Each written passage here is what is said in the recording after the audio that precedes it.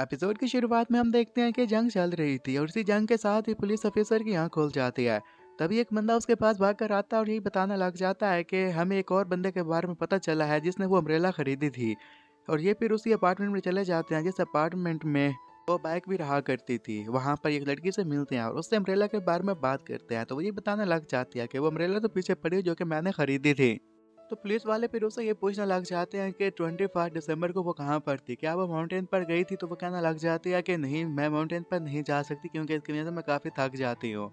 और फिर उसे ये बात याद आती है कि 21 दिसंबर को तो काफ़ी ज़्यादा स्नो हुई थी, तो वो अपने ऑफिस में काफ़ी देर तक काम करती रहती है। तो पुलिस वाले उसकी ये बात सुनने के साथ काफ़ी ज़्यादा हैरान हो जाते हैं। और वो बैग जैसे नीचे आई थी तो वहाँ पर चियोंग सान उसका वेट कर रहा था। तो फिर वो आगे से उसे ये कहने लग जाता है कि क्या तुम प्यार में पड़ना चाहोगी। तो वो कहती है कि हाँ। ये बात सुनने के साथ ही वो उसके कंधों पर हाथ रखता है, तो वो हैरान हो जाती है। जियोंग सांग फिर उसे ये कहने लग जाता है कि तुम जिस बंदे की तलाश कर रही थी वो बंदा कोई और नहीं बल्कि मैं ही हूँ। वो बैग ये सुनने के साथ ही काफी हैरान भी थी और इसी के साथ खुशी की वजह से उसकी आंखों में आंसू भी आ गए थे। और ये कहने लग जाती है कि क्या तुम ही वही बंदे हो जिसका मैं वेट कर रही थी। तो वो कहता है कि हाँ हाँ, वो मैं ही बंदा हूँ। और जब वो आगे की बात बोलता है तो इससे तो उसको होश उड़ जाता है, क्योंकि वो ये कहने लग जाता है कि मैं तुम्हारी मीटिंग ऐसे बंदे से करवाऊंगा जिससे तुम प्यार में पड़ जाओगी। तो वो थोड़ी सी और ज्यादा हैरान हो गई थी। वो बैग उसे कहते हैं कि तुमने भी मुझसे क्या कहा, एक बार बड़ा फिर से रिपीट करना। तो ये कहने लग जाता है कि मैं वो बनता हूँ जो तुम्हारा टांका किसी और बंदे के साथ फिट करवाएगा और वो अच्छा लड़का होगा। जियोंग सांग जब उससे टाइप पूछता है कि उसे किस टाइप के लड़के पसंद है, तो वो ये बताने लग जाती है कि लड़का हैंडसम होना चाहिए और यंग होना चाहिए। उसकी बात सुनने के साथ जियोंग सान हैरान हो गया था, लेकिन वो उसे कहती है कि इसमें हैरानी वाली कोई बात नहीं है। जैसे कि लड़कों को यंग लड़कियां पसंद आती हैं और जो खूबसूरत हो, इस तरह लड़कियों को भी यंग लड़के पसंद आते हैं जो कि हैंडसम हो। और अपनी आइडियल टाइप बताने के बाद उसे ये कहने लग जाती है कि अब तुम मुझे बताओ, क्या तुम मेरे लिए लड़का तलाश करोगे।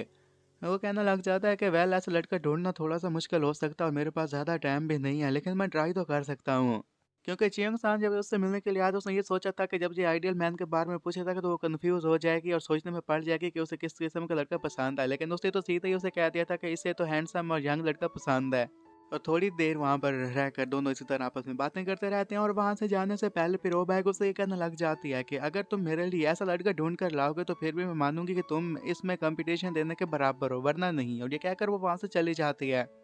और जाते हुए वो काफ़ी गुस्से में भी थी। उस तरह से गुस्से में देखने के साथ ही पीछे से चियोंग सांग ये कहने लग जाता है कि मुझे तो पता नहीं चल रहा कि आखिर मैंने इससे ऐसी कौन सी बात कहती जिसकी वजह से ये इतना ज़्यादा गुस्से में आ गई।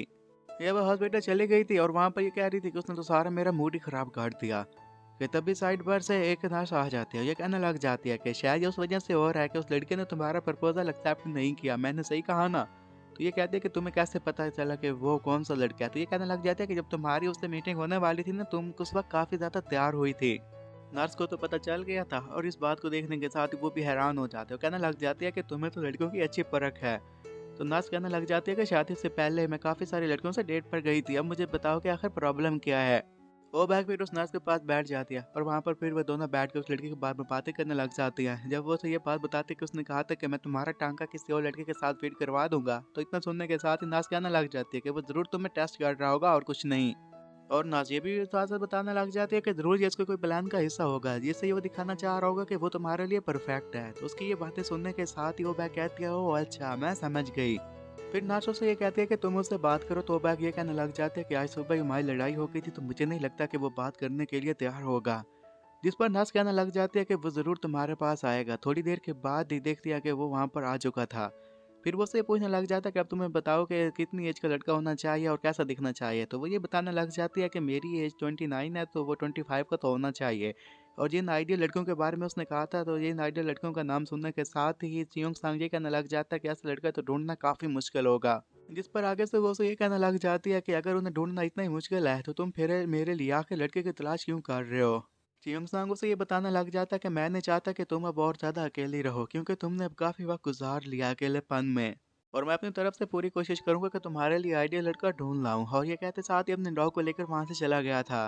अकेलेपन का सुनने के साथ ही वो बैग वहीं पर खामोश बैठी रहती है। और जब उसे होश आता है तो वो उससे बात करने के लिए बाहर आती है, तो देखती है कि वो तो गाड़ी में वहां से चला गया।